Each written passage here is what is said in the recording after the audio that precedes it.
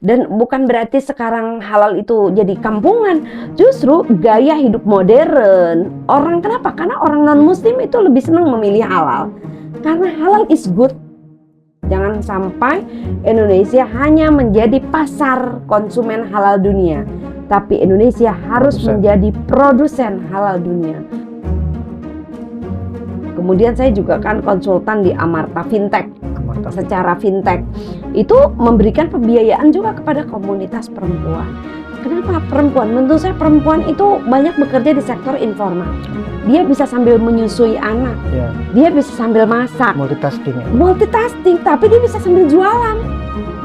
Nah, kalau bicara ekonomi syariah, saya juga tidak bisa menyangka sekarang ekonomi syariah itu jadi terma wacana global. Bahkan sekarang dengan gerakan halal lifestyle, gerakan industri halal itu luar biasa gitu. Dan ingat, memberdayakan satu orang perempuan adalah memberdayakan keluarga. Dan memberdayakan keluarga adalah memberdayakan bangsa.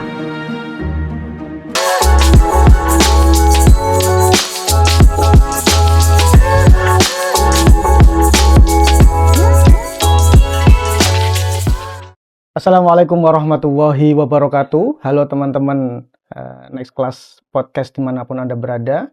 Selamat datang di Next Class Podcast, sebuah podcast di mana nantinya kita akan berbicara seputar kiprah akademisi UIN Syarif Hidayatullah Jakarta.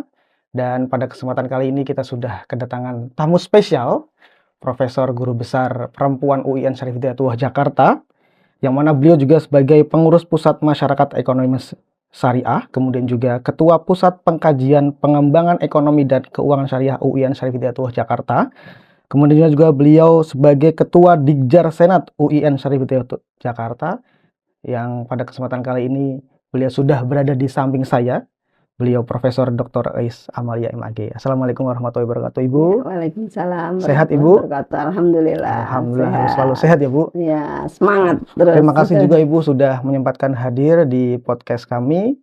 Oke, baik Prof. Sebelum kita mengulik lebih dalam terkait pembahasan kita pada hari ini, boleh sedikit diceritakan Bu terkait latar belakang pendidikan Prof. Ais sebelumnya. Ya. Baik, Assalamualaikum warahmatullahi wabarakatuh. Waalaikumsalam warahmatullahi wabarakatuh. Kalau bicara pendidikan, saya ini UIN asli. Oh, produk Ciputat. Iya, karena dari Ibtidaiyah, Sanawiyah itu di Madrasah Pembangunan UIN Ciputat. Terus saya sempat masuk SMA 34 Cilandak, Pondok Labu. Itu SMA favorit di Jakarta Selatan. Cuma waktu itu zamannya nggak boleh pakai jilbab. Jadi saya harus keluar. Akhirnya saya pindah ke Pondok Pesantren Cipasung, Tasikmalaya. Ya, jadi sempat mondok lah sebentar 2 tahun setengah ke Cipasung. Maksudnya menghindari UIN, mau masuk aja ternyata takdir balikin lagi saya ke UIN. Jadi S1, S2, S3-nya saya ke UIN lagi. S1-nya ke UIN. S1 di Fakultas Syariah, S2-nya di Pasca Sarjana, S3-nya juga di Pasca Sarjana. Cuma saya ambil konsentrasi ekonomi Islam. Jadi nulis disertasinya saya tentang ekonomi Islam. Maka jadilah saya kemudian mengajar, menulis, riset, itu ekonomi Islam. Tapi saya mengambil banyak riset membawa saya ke berbagai negara. Saya misalnya pernah riset tentang kurikulum ekonomi Islam di Inggris. Kemudian saya juga riset kurikulum ekonomi dan keuangan Islam di Australia. Kemudian juga saya pernah ambil Islamic Capital Market di Iran. Kemudian saya juga ambil beberapa kali ke luar, dalam arti saya penguatan riset ya ke Malaysia. Terakhir riset saya adalah tentang halal. Di 3 negara, Indonesia, Malaysia, dan Thailand. Ya, kemudian kemarin saya juga harusnya ke Jepang 2 minggu yang lalu, tapi akhirnya saya ke Jepang hanya online saja. Ke Uzbekistan juga itu sama dalam kerangka penguatan ekonomi halal, Turki. Jadi lebih banyak pengayaan tentang ekonomi, keuangan syariah, dan sekarang saya lebih banyak kepada industri halal. Itu melalui berbagai riset. Jadi LP2M, kemudian Kementerian Agama melalui Litab Dimas itu membawa kita memiliki proposal riset yang membawa kemudian kita bisa riset ke berbagai negara. Itu yang memperkaya di luar yang pendidikan formal ya. Kemudian saya juga mengambil sertifikasi manajemen risiko di bidang keuangan syariah. Saya CRA CRP, yaitu Certified Risk Management Madya sama Certified Risk Management Profesional. Juga ngambil Certified Risk Management Keuangan Syariah.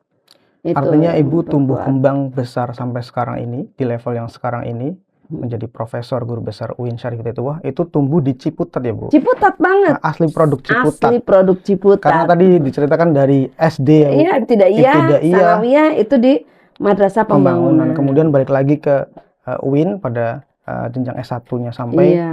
profesor. Iya, jadi Oke, artinya betul-betul benar-benar produk Ciputat. Ciputat ya. Kemudian kan saya aktif di selain menulis, riset, saya juga pengawas syariah di berbagai lembaga keuangan syariah juga. Jadi saya juga aktif di DSN MUI, di Masyarakat Ekonomi Syariah, di Ikatan Ahli Ekonomi Islam. Ya, saat ini sebagai Dewan Pengawas Syariah di PT MBK Ventura, kemudian di PT Jamkrida DKI. Juga saya konsultan untuk pengembangan produk syariahnya di Amarta Fintech. Jadi itu kerja-kerja profesional.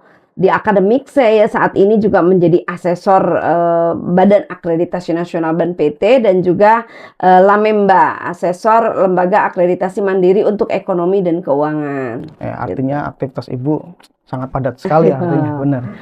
Kalau boleh tahu Bu. Dan ini hari ini baru selesai penutupan Lemhanas. Jadi saya habis sudah lulus pendidikan Lembaga Ketahanan Nasional Lemhanas 3,5 bulan. Alhamdulillah udah dapat ijazah di Lemhanas, di Lembaga Ketahanan Nasional RI. Oke. Ya, kalau boleh tahu Bu, sebelumnya kita flashback ke mungkin zaman-zaman SMA ya. Dulu kan Ibu pernah di Cipasung. Pernah. Di Cipasung Tasikmalaya itu ya. Sebentar di Sebelum Cipasung. akhirnya Ibu memutuskan untuk kembali lagi ke UIN, artinya apakah ada momen tertentu di mana ini saya harus ambil ekonomi Islam nih di UIN seperti Bu? Apakah ada momen-momen tertentu? Sebetulnya tahu ekonomi Islam ya sejak setelah saya pas mau skripsi. Pas mau skripsi itu Bank Syariah lagi lahir kan, Bank Syariah pertama Bank Muamalat. Terus saya banyak dibimbing oleh Prof. Fatur Rahman Jamil yang beliau memang concern untuk ekonomi Islam. Dari situ saya tertarik ekonomi Islam. Sampai akhirnya menulis skripsi saya tentang ekonomi Islam. Waktu itu penyelesaian sengketa di Bank Syariah melalui arbitrase syariah. Karena waktu itu memang karena masih pendekatannya arbitrase jadi penyelesaian hukum kan. Nah terus dari situ saya jadi dosen kan tahun 96. Jadi dosen 96. Sebelum S2 itu Bu? Terus saya ambil S2. Setelah lulus S1 langsung S2. Kemudian S2 di UIN dan di situ ambil bidang ekonomi Islam. Lalu jadi dosen. Jadi asisten dosen Pak Prof. Fatur Rahman Jamil, jadi asisten dosen terutama juga Pak Dr. Insinyur Murasa Sarkani Putra, yang beliau memang menceburkan saya ke ekonomi Islam. Dari situ saya mencintai ekonomi Islam, ngambil disertasi ekonomi Islam dan terus riset, ngajar dan lain-lain di bidang ekonomi dan keuangan Islam. Artinya emang Ibu konsisten dari S1 sampai S3 dan sampai di level sekarang profesor pun tetap ekonomi nulis, Islam. riset, ngajar, kegiatan, saya udah memilih ekonomi Islam sebagai pilihan akademik saya. Jadi ya sudah bagian dari kehidupan ya. Mungkin mimpinya juga ekonomi syariah kali ya. Mungkin ini juga tentunya dan kita yakin bersama kalau ini semua berkat doa dan juga dukungan dari kedua orang tua ya Bu. Pastinya. Nah kalau boleh tahu Bu, dulu ketika Ibu mau memutuskan, saya mau ngambil kuliah di bidang ekonomi Islam, itu apa respon awal dari kedua orang tua Bu? Apakah beliau memang mendukung secara penuh dan juga memotivasi agar ya udah lanjut biar sampai profesor seperti itu? Kalau itu enggak, cuma orang tua lebih dukung ya udah masuk UIN. Judulnya masuk UIN. Nah, UIN-nya mau ngambil apa berikutnya kan membebaskan gitu. Cuma saya karena concernnya sebenarnya kesadaran concern itu setelah justru S2 S3 saya lebih banyak concernnya ke ekonomi Islam. Lalu untuk memperdalam saya harus banyak riset, harus juga bersentuhan itu dengan jadinya saya jadi DPS dan lain-lain. Jadi saya bersentuhan dengan dunia praktisi untuk ekonomi Islam. Juga saya masuk ke Ikatan Ahli Ekonomi Islam, masuk ke masyarakat ekonomi syariah. Jadi kebentuklah ekosistem yang ada di lingkaran saya adalah ekonomi Islam. Gitu. Akhirnya saya jadi mencintai ekonomi Islam. Kalau boleh tahu ya Bu, sedikit butuh penjelasan terkait dengan apa sih sebenarnya makna daripada ekonomi Islam itu sendiri, dan mungkin perbedaan dengan ekonomi konvensional itu apa? Ya, jelas ya, ekonomi Islam adalah satu sistem yang komprehensif dan holistik, di mana di dalam sistem ekonomi Islam ini tidak ada unsur riba, gharar, maisir, nggak boleh ada spekulasi, nggak boleh ada unsur perjudian, nggak boleh ada unsur riba, dalam hal ini bunga bank itu nggak boleh, dan tentu komoditasnya harus yang komoditas halal dan thayyib. Kemudian akad-akadnya pun berubah. Kalau di konvensional semuanya pakai bunga, kalau di bank syariah tentu menggunakan akad-akad transaksi syariah. Ada kita kenal mudoroba, musyarakah, yang itu akadnya adalah bagi hasil, atau akad jual beli. Murabahah, misalnya saya membeli buku, harga buku ini 100.000, saya jual 150.000, mahasiswa cicil sama saya 5 kali, itu namanya murabahah. Basisnya adalah jual beli. Atau kalian sewa tempat di sini dengan akad ijaroh, itu juga ijaroh. Atau misalnya cicilan mobil atau cicilan motor dengan kalau di konvensional namanya leasing ya, sewa beli. Nah di syariah namanya ijaroh muntahiyah bitamlik. Jadi ada istilah-istilahnya, tetapi prinsipnya adalah transaksi dengan tidak menggunakan skema bunga, dengan menggantinya dengan akad-akad transaksi keuangan syariah. Nah, kalau bicara ekonomi syariah, saya juga tidak bisa menyangka sekarang ekonomi syariah itu jadi terma wacana global. Bahkan sekarang dengan gerakan halal lifestyle, gerakan industri halal, itu luar biasa gitu. Thailand aja sekarang sebagai negara non-muslim, dia sudah mempunyai jargon the kitchen halal in the world. The kitchen halal in the world. Iya, bayangin dia dapurnya makanan halal dunia. Padahal mayoritas mereka mereka non-muslim. Tapi ekspor makanan halal Thailand itu kan ada di mana-mana, di Timur Tengah. Kalau kita ke Eropa banyak makanan-makanan. Dan dia untuk menjemput pasar Timur Tengah, pasar muslim, kelompok muslim, misalnya orang Indonesia yang ke Thailand, mereka juga ekspor, dan pasar dalam negerinya mengembangkan halal. Jepang, Korea. Sekarang makanan-makanan Korea banyak sekali, samyang ya kan, nyebutin nama deh.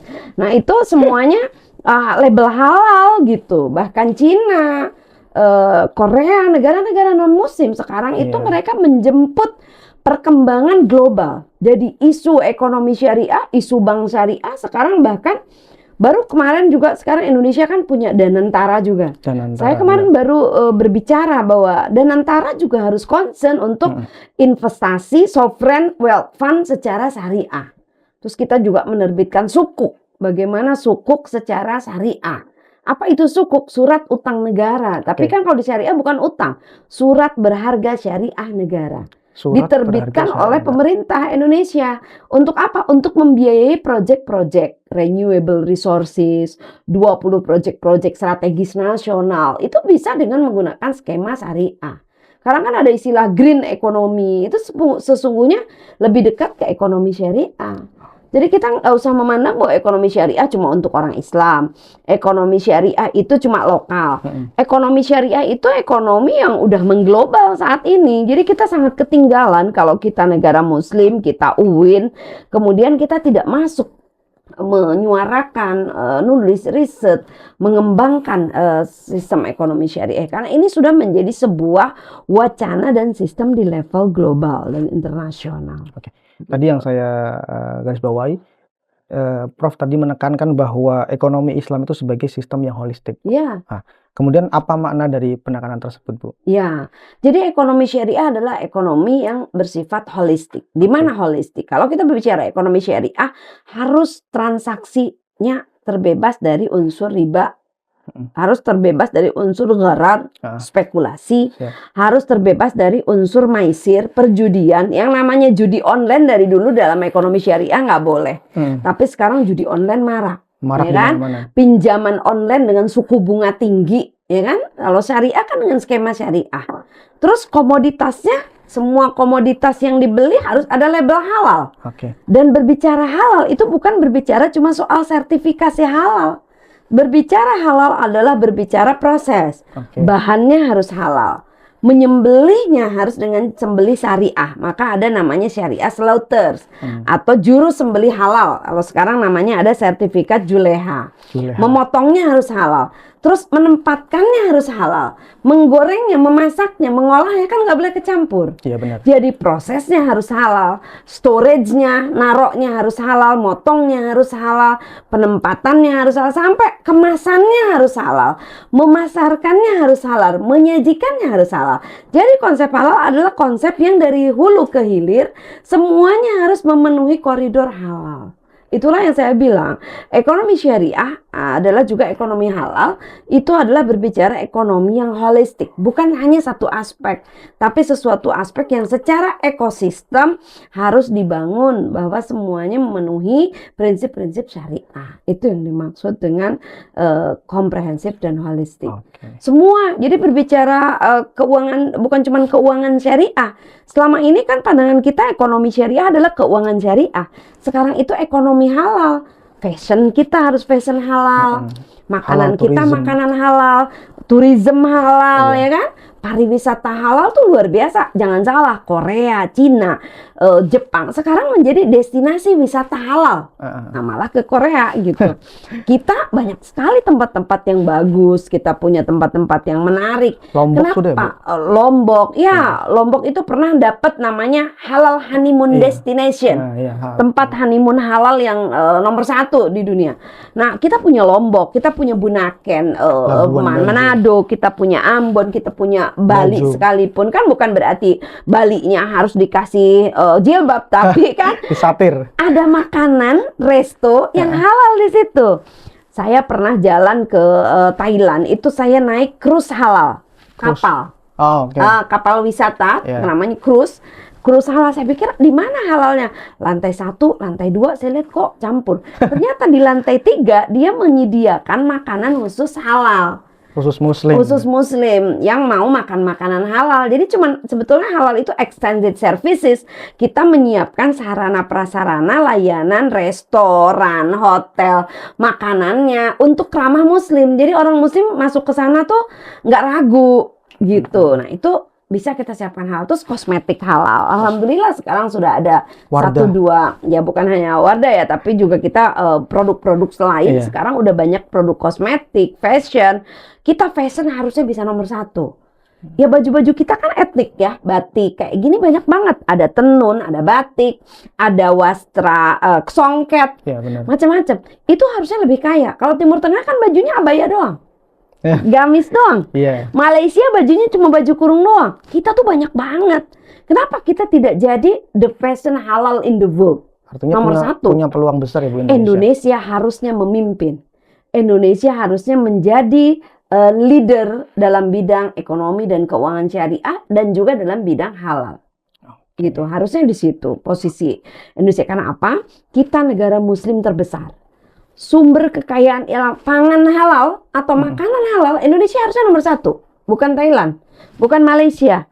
Indonesia sumber kekayaan alam dari Sabang sampai Merauke, dengan kita di negara kepulauan, ikannya, pangannya, pertaniannya, ya kan, hutannya, itu semua bisa menjadi produk olahan yang kemudian bisa disertifikasi halal produknya. Ya kan, bagaimana rumput laut, ya kan, bagaimana kemudian ikan bisa diolah, bukan cuma ikannya yang diekspor tapi diolah jadi kaleng, atau bagaimana rendang, bagaimana gudeg, apa semua itu bisa diekspor. Maunya kita seperti itu dan semuanya dilabelin halal. Jadi sekarang Indonesia harus masuk ke industrialisasi halal. Jadi UKM nggak berjalan sendiri, tapi kayak kita misalnya belajar dari Cina, belajar dari Korea, belajar dari Vietnam yang sekarang lagi naik daun. Itu produk-produk UKM-nya masuk ke industri. Sehingga bisa dijual ke negara lain di samping untuk memenuhi kebutuhan lokal dalam negeri. Kita udah harus ke sana. Indonesia demografinya yang luar biasa, sumber kekayaan alamnya yang luar biasa, kemudian negara kepulauan, kemudian kita juga punya kekuatan pemerintah yang saat ini luar biasa mendukung untuk pengembangan ekonomi syariah. Karena ekonomi syariah sekarang udah masuk kepada salah satu program strategis nasional. Dia udah masuk ke dalam namanya RPJMN, Rencana Pembangunan Jangka Panjang. Itu udah masuk tuh ekonomi syariah. Sehingga tinggal Indonesia butuh dukungan political will yang kuat untuk menjadikan Indonesia sebagai pusat ekonomi syariah dunia. Tapi menurut Ibu, tantangan terbesar Indonesia untuk menuju tahap seperti itu apa, Bu? Menurut saya ekosistem. Ekosistem. Dibutuhkan political will yang kuat untuk membangun ekosistem ekonomi syariah. Dan termasuk ekonomi halal. Apa yang dimaksud ekosistem? Regulasinya harus kuat. Research and development-nya harus kuat. Thailand punya banyak produk skincare. Hasil riset dari perguruan tinggi. Yang di sana ada perguruan tinggi namanya Chulalongkorn University. Chulalongkorn? Iya, dan itu non-muslim loh. Didukung oleh pemerintah untuk menghasilkan produk-produk halal berkualitas. Skincare, makanannya, food, semuanya kan bisa dilabelin halal gitu loh. Nah, kita punya lembaga riset, kita punya fakultas kedokteran, kita punya fakultas MIPA, kita punya fakultas kesehatan. Ini harus jadi laboratorium untuk bisa menghasilkan produk. Nah, disinilah peran riset dan inovasi. Ini harus dikembangkan, bukan cuma sekedar riset, tapi bagaimana riset bisa menghasilkan paten. Paten menghasilkan royalti. Royalti inilah yang kemudian nanti mendapatkan dikembangkan oleh industri. Jadi tugasnya perguruan tinggi adalah menghasilkan produk yang inovatif, lalu industri mengembangkannya. Artinya menjadi industrialisasi. Penting juga ya Bu adanya kolaborasi antara pemerintah, kemudian kampus-kampus dan industri. Ya industri itu tadi sebagai pelaku ya Bu. Betul, pemerintah itu namanya pendekatan pentahelix. Nah, pendekatan kemitraan. Kampus, industri, pemerintah ya, kemudian masyarakat, media, itu semua harus ada kolaborasi. Kampus tidak boleh hanya menghasilkan kurikulum yang tidak relate dengan industri. Harus namanya link and match. Kampus juga jangan hanya riset menghasilkan selesai buku, tapi juga bagaimana produk-produk yang inovasi, terutama dari jurusan-jurusan sains, jurusan MIPA, kedokteran, apa semua bisa menghasilkan produk-produk yang inovatif. Mengembangkan farmasi, obat-obatan halal, mengembangkan kosmetik halal, mengembangkan fashion halal. Bagaimana menghasilkan produk-produk yang bisa mendukung keuangan halal. Artinya harus adanya kerjasama antara tadi pemerintah, industri dan juga universitas, kampus-kampus gede. Itu harus dilakukan. Namanya link and match. Gitu. Dan mahasiswa sekarang eranya udah berubah ya. Kita sebagai dosen pun saat ini harus nggak bisa bilang mahasiswa jangan pakai AI ya. Nggak bisa. Sekarang semua udah pakai artificial intelligence. Kita sebagai dosen pun nggak apa-apa menggunakan artificial intelligence. Cuma bukan AI yang mendrive kita. Bagaimana kita mendrive AI dengan jalan pemikiran kita. Wasilah aja. AI itu kan cuma wasilah, cuma jembatan. Saya malah mendapatkan banyak informasi dari AI. Saya mau tahu bagaimana halal di berbagai negara, keluar semua dari AI. Saya mau tahu regulasi, saya mau berbicara tentang Danantara. Bagaimana Danantara sovereign wealth fund di berbagai negara, saya buka AI. Dari situ jadi jembatan untuk saya berinteraksi, berdiskusi, yang itu kemudian bisa saya kembangkan. Mau menulis, mau riset, saya bisa dibantu dengan AI kan untuk mencari mana jurnal-jurnal yang terkait ekonomi syariah. Keluar semua di AI. Saya tinggal lacak jurnalnya, lalu bikin literatur reviewnya. Jadi AI sekarang menjadi teman kita, nggak bisa kita hindarin. Dan dosen harus merubah mindset. Dan dosen harus beradaptasi dengan perkembangan yang ada gitu ya. Bu, dalam orasi Prof sendiri Di situ disebutkan bahwa ekonomi Islam harus menjadi perilaku masyarakat. Betul. Oke, bukan sekedar sistem keuangan. Iya. Nah, lantas bagaimana kita bisa menumbuhkan perilaku ekonomi Islami ini Betul. dalam kehidupan sehari-hari Jadi kita, Bu? ekonomi Islam itu ada 3 level. Satu, ekonomi Islam sebagai ilmu. Sebagai ilmu. Tahulah kita nulis Oke. ada jurusan ekonomi Islam. Dan jangan salah ya, sekarang di Indonesia itu udah 900 jurusan ekonomi Islam loh. Dari mulai S1, S2, S3. Ada yang namanya ekonomi syariah, ada yang namanya ekonomi Islam. Kalau di bawah Kementerian Dikbud, ekonomi Islam. Kalau di bawah Kemenak namanya ekonomi syariah. Tapi nggak ada perbedaannya, Bu? Sama aja, isinya sama. Kemudian ada perbankan syariah, ada asuransi syariah, ada akuntansi syariah, ada pasar modal syariah, ada pariwisata halal, dan seterusnya. Ini banyak, ada 11 nama. Program studi dan kurang lebih sekarang mungkin hampir 1000 ya. Program, bayangin mau kemana? Nih ya, asumsi saja 900. Setiap tahun masing-masing program studi ini menghasilkan 50 lulusan di bidang ekonomi syariah. Udah 45.000, mau kemana itu lulusan program studi ekonomi syariah? Kalau tidak interaksi dengan dunia industri, ini nggak akan terserap. Maka itu akan mubazir, maka dia harus terserap dengan industri. Itu level ilmu. Kemudian ekonomi Islam sebagai sistem. Bagaimana ekonomi Islam dikembangkan dalam keuangan syariah, perbankan syariah, asuransi syariah, dikembangkan dalam halal, bisnis halal ya. Dan bagaimana ini menjadi halal lifestyle, itu yang namanya behavior.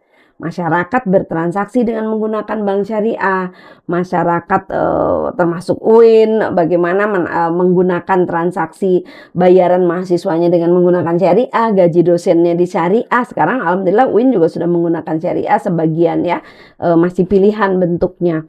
Nah, juga bagaimana perilaku halal lifestyle. Perilaku halal lifestyle. Gimana halal lifestyle? Bagaimana masyarakat kampus lah, minimal mahasiswa, dosen, kalau makan lihat dulu ada label halalnya enggak? Oh, minimal itu. Minimal itu, ada sertifikat halalnya enggak? Bertransaksi nabungnya di bank syariah apa enggak? Itu menjadikan halal dan ekonomi syariah sebagai gaya hidup. Dan bukan berarti sekarang halal itu jadi kampungan. Justru gaya hidup modern. Orang kenapa? Karena orang non-muslim itu lebih senang memilih halal. Karena halal is good. Halal is better. Halal itu bergizi. Halal itu baik. Halal itu bersih. Halal itu menyehatkan. Jadi sekarang udah gaya hidup sehat. Maka orang dengan gaya hidup sehat memilih gaya hidup halal.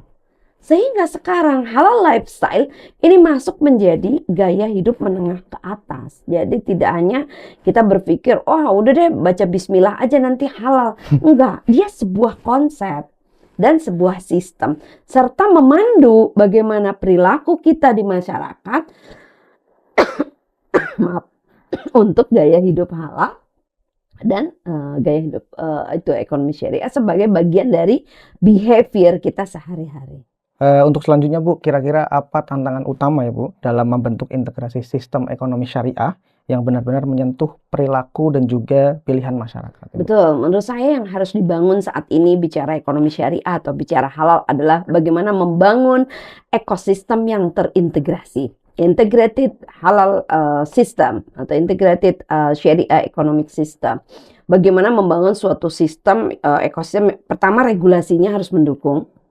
Membutuhkan adanya political will yang kuat dari pemerintah dan regulasi. Kan sekarang regulasinya masih overlap di beberapa bagian, butuh harmonisasi regulasi juga dan butuh adanya kolaborasi, sinergi antara kementerian dan lembaga terkait. Misalnya sekarang ada Komite Ekonomi dan Keuangan Syariah, ada Masyarakat Ekonomi Syariah, ada OJK yang juga fokus syariah, ada Bank Indonesia yang juga fokus syariah, ada Bappenas yang merancang program-program ekonomi syariah.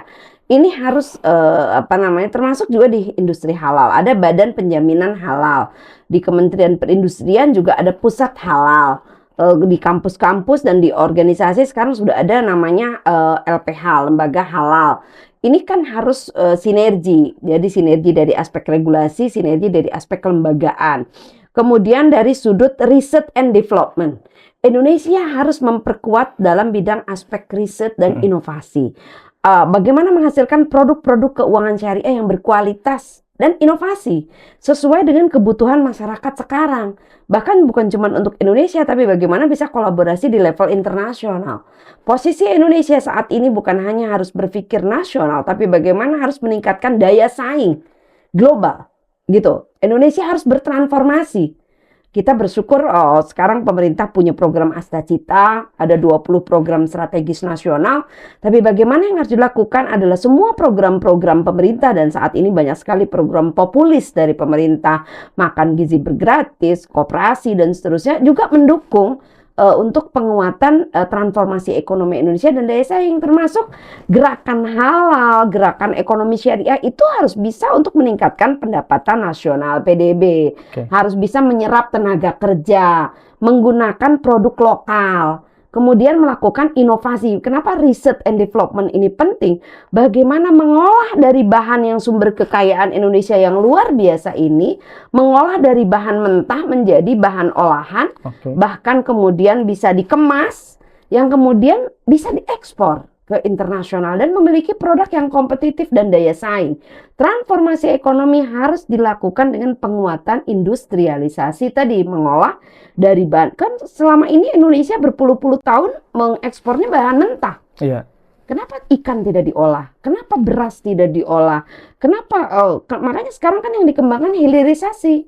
Supaya yang dikembangkan bukan cuma mentahnya, tapi diproduksi. Bukan nikelnya, tapi bagaimana kita bisa mengirim mobil listrik atau baterainya, itu kan udah diolah. Atau kalau pangan, bukan ikannya tapi produk pangan olahan ya, dari pertanian maupun perikanan. Jadi riset and development-nya harus diperkuat. Kemudian sumber daya manusianya, SDM-nya juga harus diperkuat. Bagaimana kampus ngerti dengan industri, industri juga ngerti bahwa kenapa Indonesia harus mendukung ekonomi syariah dan ekonomi halal. Ada pasar muslim dunia loh yang begitu besar. Dengan persaingan saat ini di level global dan di mana halal saat ini sudah menjadi isu global, kalau Indonesia tidak masuk ke sana, menurut saya sayang, karena Indonesia adalah populasi muslim terbesar, dengan sumber kekayaan alam yang juga sangat besar. Jadi SDM-nya harus diperkuat, human resources-nya yang punya orientasi ya, yang punya kompetensi, sertifikasi SDM itu juga perlu. Kemudian infrastruktur. Ya, karena Indonesia itu negara kepulauan, infrastruktur antar pulau, antar wilayah, ini akan kohesivitas antar wilayah, ini akan mempercepat transformasi Indonesia menjadi negara maju. Kan kita ingat 2045 Presiden ingin Indonesia menjadi negara maju. Untuk Indonesia menjadi negara maju harus meningkatkan income pendapatan nasional yang tinggi, penyerapan tenaga kerja yang tinggi, Human Development Index yang tinggi. Ya, makanya SDM harus diperkuat, infrastruktur harus diperkuat. Itu yang disebut ekosistem yang terintegrasi ya. Demikian juga kalau halal itu ya tentu ada otoritas badan halal yang punya peran, dan sekarang badan halal itu bukan di bawah Kementerian Agama, badan halal itu langsung kepada presiden. Ini udah satu terobosan. Haji, sekarang sudah ada badan haji sendiri. Sudah ada lembaga badan amil zakat nasional sendiri, badan wakaf sendiri. Ini sebetulnya Indonesia sudah sangat kondusif sekarang untuk ekonomi syariah. Ada wakaf zakatnya, halalnya, badan hajinya, kemudian komite ekonomi dan keuangan syariah. Tinggal bagaimana sinergi antara satu lembaga dengan lembaga lain. Oke, kalau tadi dijelaskan terkait ekosistem yang terintegrasi, kita berlanjut ke ekosistem halal, Bu. Nah, kalau kita melihat Indonesia ini kan merupakan tadi yang sudah dipaparkan oleh Prof sendiri bahwa Indonesia merupakan negara dengan mayoritas Muslim terbesar. Nah, artinya Indonesia punya potensi dan juga peluang untuk menuju Indonesia pusat halal dunia. Sangat. Nah, tapi Ibu juga pernah mengatakan bahwa pentingnya membangun ekosistem halal, Indonesia menuju halal pusat dunia. Kemudian apa kira-kira komponen dan juga kunci mengembangkan ekosistem halal di Indonesia sebagai bagian dari perluasan ekonomi syariah? Kuncinya, kunci yang paling fundamental adalah leadership. Kepemimpinan, dan menghilangkan ego sektoral antar lembaga, harmonisasi kebijakan. Itu kuncinya di level bawahnya. Jadi kalau kita cari akar masalahnya adalah Indonesia adalah negara muslim terbesar. Indonesia punya sumber kekayaan yang luar biasa. Tetapi bagaimana political will yang kuat? Di sini dibutuhkan leadership yang kuat dan kemudian menghilangkan ego sektor. Karena berbicara halal itu berbicara pentingnya lembaga sertifikasi halal. Tapi penting juga Kementerian Pertanian. Tapi penting juga Kementerian Kehutanan, tapi penting juga Badan Gizi Nasional, tapi penting juga Kementerian Pendidikan, tapi kita juga perlu juga Kementerian Industri dan Perdagangan. Nah, bagaimana antar kementerian, antar lembaga ini bisa saling mendukung industri halal ini, itu yang dibutuhkan. Dan bagaimana kemudian literasi halal. Ini juga yang paling penting. Literasi halal di masyarakat, bahwa halal bukan hanya konsep soal keagamaan saat ini, tapi halal saat ini is business. Bagaimana halal sebagai sebuah bisnis yang besar, bagaimana ini harus didukung, dan Indonesia sangat potensi untuk industri halal, apakah di makanan, di fashion, di tourism, kemudian kosmetika, obat-obatan, karena Indonesia memang betul-betul punya sumber kekayaan alam dan luas wilayah serta penduduk muslim terbesar. Jangan sampai Indonesia hanya menjadi pasar konsumen halal dunia, tapi Indonesia harus menjadi produsen halal dunia.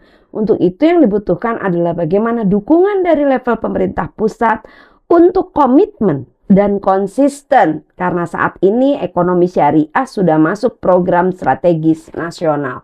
Apa buktinya? Sudah masuk ke dalam RPJMN. Artinya di rencana pembangunan jangka menengah, jangka panjang itu udah masuk koridor ekonomi syariah.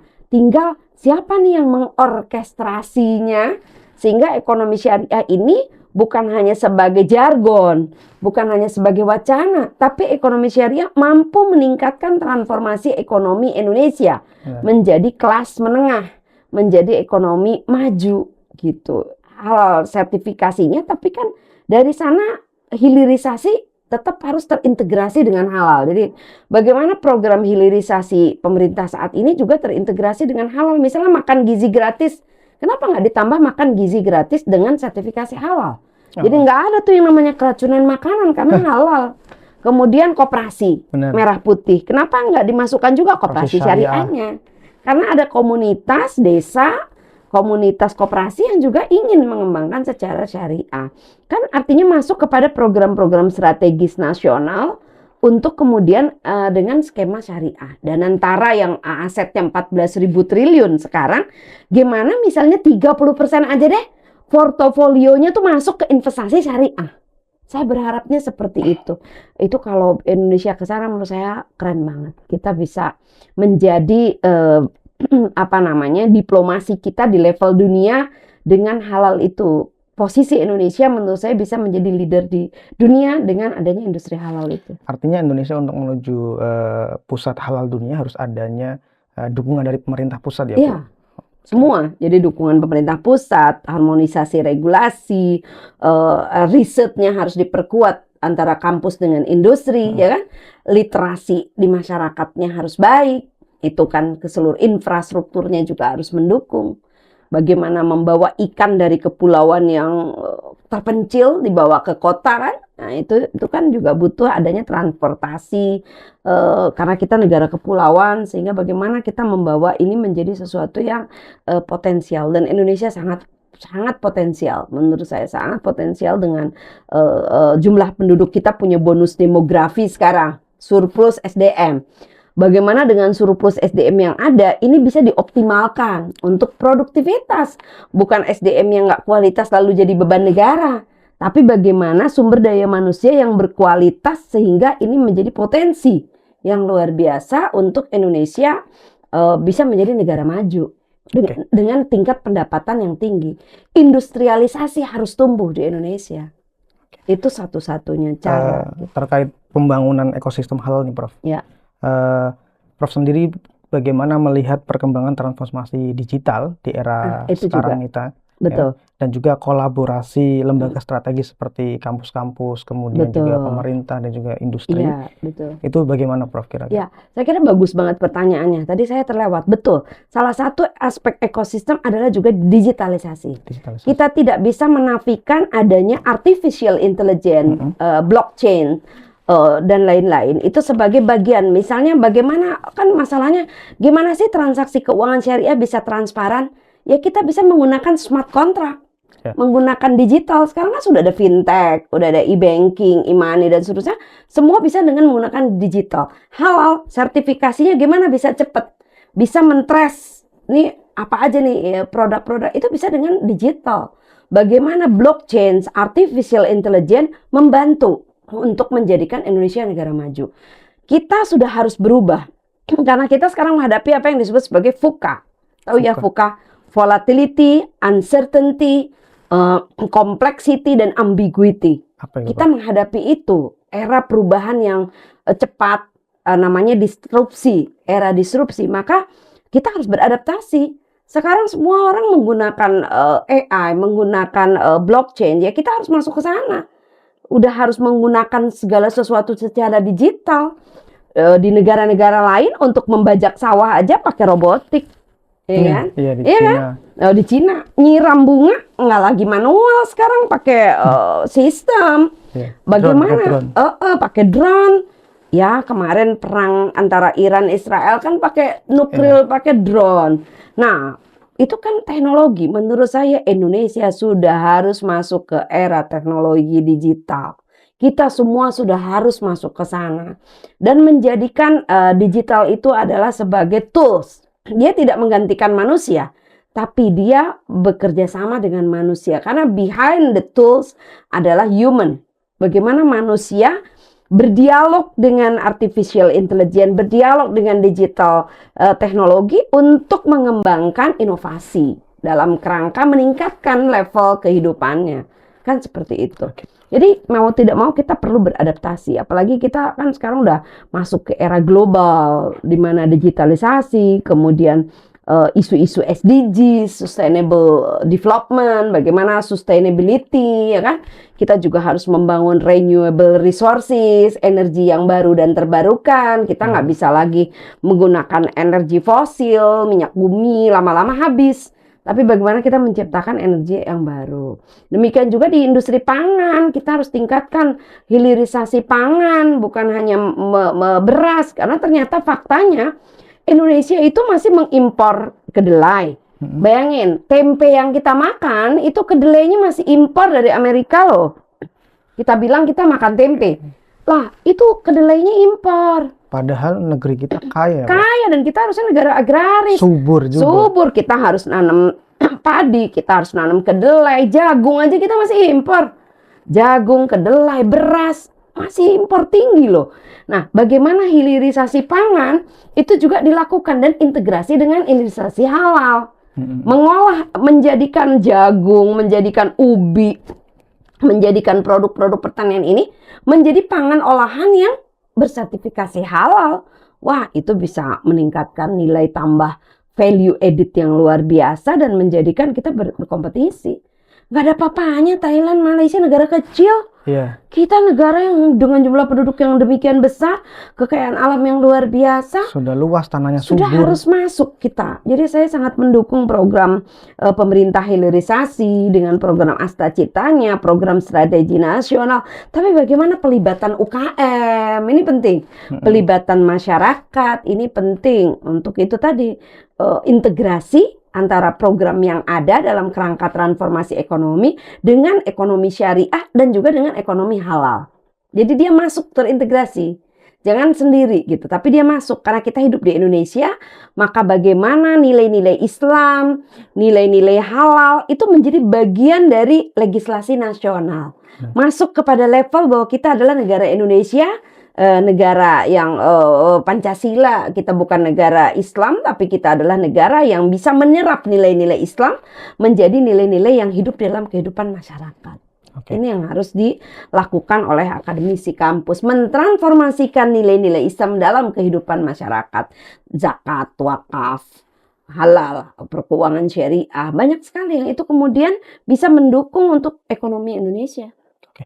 Kemudian Prof terkait edukasi masyarakat mungkin ya, Iya, khususnya literasi. di literasi terkait ekonomi syariah, Iya, itu saya kira belum seluruhnya memahami betul terkait dengan betul, ekonomi syariah ataupun ekonomi Islam ini. Karena betul. kan padahal kan ekonomi syariah ini produknya banyak ya Prof ya, ada Iya, perbankan syariah, betul, kemudian asuransi syariah dan sebagainya. betul. Nah, Prof ini juga kan terlibat di tim Pokja Literasi ya Prof, dan Iya, juga di inklusi OJK. keuangan syariah OJK. Betul, Nah, itu bagaimana sih Prof pendekatan edukasi ini bisa memperkuat betul. kepercayaan masyarakat terhadap Iya, lembaga syariah iya. tentunya?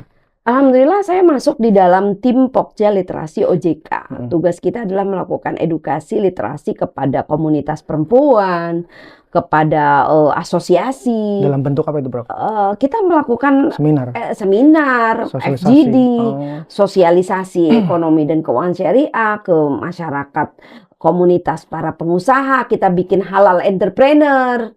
Ya, kayak pelatihan halal entrepreneur, inkubasi bisnis halal, membina ibu-ibu para pelaku UKM, sehingga mereka juga ngerti, tidak terjerat dalam pinjol, tidak terjerat dalam rentenir, sehingga mereka tahu dengan lembaga keuangan mana mereka bisa berhubungan untuk mengembangkan bisnis mereka. Jadi masuk ke semua komunitas. itu levelnya ke menengah ke bawah atau Ada yang bawah, seluruhnya? ada yang menengah, ada yang atas. Oh, Gitu. Jadi ada yang memang top level, ada yang middle, bahkan ke masyarakat yang paling bawah, ke komunitas perempuan para pelaku UKM, itu juga kita melakukan literasi dan edukasi keuangan syariah. Apalagi saya banyak bergeraknya di microfinance. Nah, bagaimana kita mengembangkan microfinance kepada komunitas kelompok perempuan yang dia memiliki usaha, dia perempuan dengan pendapatan rendah tapi punya usaha, dan bagaimana mereka mampu meningkatkan usaha.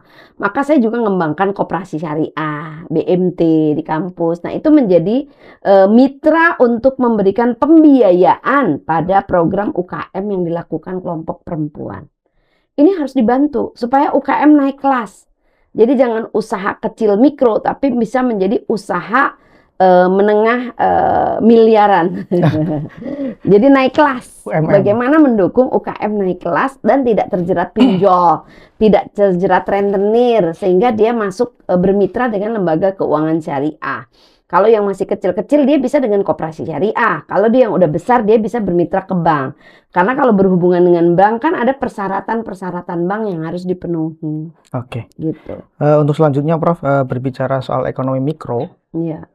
Karena kan kebetulan penelitian Prof juga ekonomi mikro kan, Iya. dan juga peran perempuan sebagai penggerak ekonomi. Betul. Oke. Nah, itu bisa ceritakan sedikit Prof terkait pendekatan dalam memadukan ekonomi syariah Iya. dan juga pemberdayaan masyarakat. Iya, Apa peran kebetulan perempuan itu? saya Dewan Pengawas Syariah di sebuah lembaga, ada modal Ventura yang itu memberikan pembiayaan kepada perempuan. Dan mitra kita udah mungkin 1.500.000 yang itu perempuan semua. 100% perempuan, para karyawannya perempuan yang biasa bawa motor sampai 15 km, mereka turun ke kampung-kampung memberikan pembiayaan kepada komunitas perempuan. Mereka kumpulan, jadi namanya Polygremin. Mereka kumpulan tanggung renteng 20 orang, nggak pakai jaminan, tapi mereka kemudian setiap minggu setor, nabung begitu. Kita mendukung kelompok perempuan seperti itu. Kemudian saya juga kan konsultan di Amarta Fintech. Secara fintech itu memberikan pembiayaan juga kepada komunitas perempuan.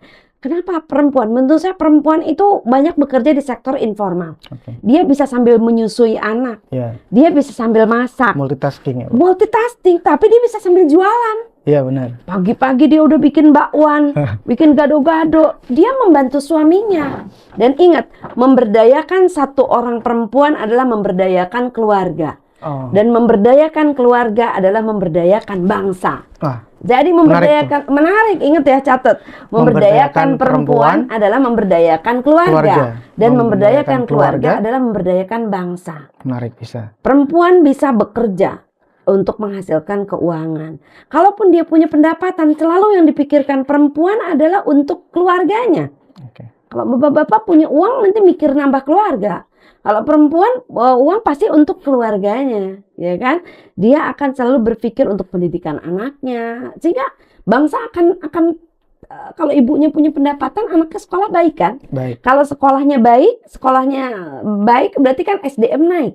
berarti bangsa naik. Nah, dimulai dari mana? Dari keluarga. Karena ibu adalah juga pendidik madrasatul ula. Jadi pendidik pertama dan utama perempuan. Pengaturan keuangan di perempuan, kewirausahaan perempuan. Jadi menurut saya memberdayakan kelompok perempuan itu wajib karena negara ini akan tambah maju kalau memberdayakan juga perempuannya. Gitu, dari mulai level bawah. Bahkan kadang sampai level atas. Di level menengah ke atas perempuan juga harus diberdayakan. Selain memberdayakan dirinya, secara struktur juga harus dikasih kesempatan perempuan untuk berkiprah. Perempuan untuk menjadi pengambil kebijakan. Karena perempuan mengambil kebijakan bukan hanya dengan otak rasional, tapi perempuan mengambil kebijakan itu juga dengan hati. Itu yang membedakan. Jadi ada yin dan yang. Nah, ada maskulinitas itu yin. Yang adalah maskulinitas, yin adalah feminitas. Bagaimana kualitas maskulinitas dan kualitas feminitas ini harus diseimbangkan. Perempuan punya dimensi maskulinitas, dia bisa tegas. Dia punya dimensi feminitas, dia bisa sangat sayang, menyayangi. Punya itu sama, laki-laki juga harus mengembangkan dimensi dua itu, maskulinitas dan feminitas. Kalau di konsep Tao, yin dan yang itu harus berjalan seimbang. Maka saya sangat concern memberdayakan ekonomi syariah, juga memberdayakan perempuan. Ini saya yang concern saya sekarang memang lebih banyak ke situ. Memberdayakan perempuan dan juga ekonomi syariah. Di samping tentu pendidikan, karena kita memang juga dosen ya, pendidikan itu. Jadi mungkin kalau dikategorikan concern saya sekarang adalah pendidikan, ekonomi syariah, dan pemberdayaan perempuan. Pendidik, ekonomi syariah, dan pemberdayaan perempuan. Iya, gitu. Jadi menarik. Dan mungkin ini terakhir ya, Prof. Iya. What next nih, Prof? Artinya pesan ataupun harapan yang bakal Prof sampaikan untuk para generasi muda, dan juga akademisi, bisa juga praktisi ekonomi syariah, agar tetap berada di jalur integratif dan juga transformatif. Betul. Jadilah pemimpin buat dirimu sendiri. Setiap kamu adalah pemimpin. Kullukum ra'in wa kullu ra'in mas'ulun an ra'iyatihi. Kalian perkuat dua, qawiyun amin, integritas dan kapabilitas. Dalam Al-Quran jelas dua, yaitu qawiyun. Qawi itu artinya capable. Qawiyun adalah kapabilitas, artinya tingkatkan kompetensi Anda. Semakin Anda kompeten, semakin banyak yang harus Anda kerjakan.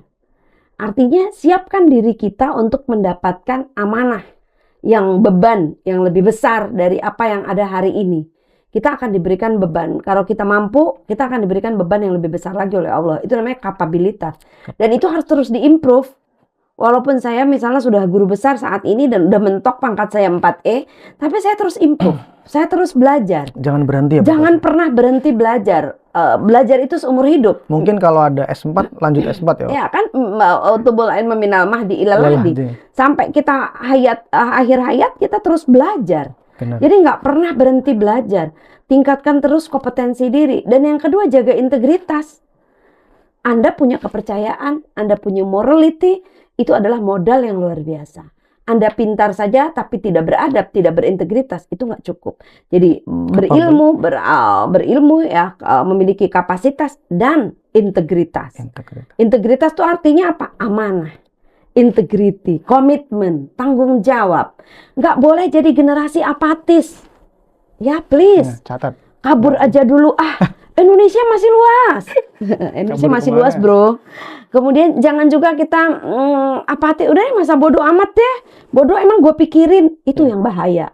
Tidak boleh jadi generasi apatis. Harus selalu optimis. Dan harus selalu bisa mengatakan, saya akan melakukan apa yang saya bisa. Gitu. Jadi hidup ini adalah, kalau Cak Nur pernah mengatakan, hidup ini adalah perjuangan moral yang tidak berkesudahan. Jadi kita hidup ini terus mengembangkan, melakukan yang terbaik di muka bumi ini. Karena kita adalah khalifah fil ard, kita adalah pemimpin Allah di muka bumi. Maka tugas kita adalah lakukan kebaikan-kebaikan apapun yang kita punya dan yang kita miliki. Bermanfaat bagi banyak orang, bahwa sebaik-baiknya kamu adalah yang paling baik dan bermanfaat buat orang lain. Itu. Artinya tebar kebaikan kebaikan sebanyak mungkin. Sebanyak mungkin yang kamu bisa lakukan sampai akhir hayat. Oke. Gitu. Terima kasih banyak Prof untuk Oke. waktunya sudah mau mampir di Next Siap. Podcast, Next Class Podcast, dan tentunya banyak sekali ilmu yang kita dapatkan, insight yang kita dapatkan pada kesempatan kali ini dari Prof Ois.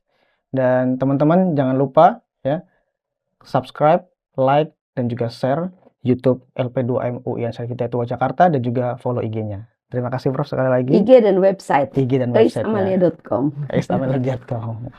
Siap. Terima kasih. Wassalamualaikum warahmatullahi wabarakatuh. Waalaikumsalam warahmatullahi wabarakatuh.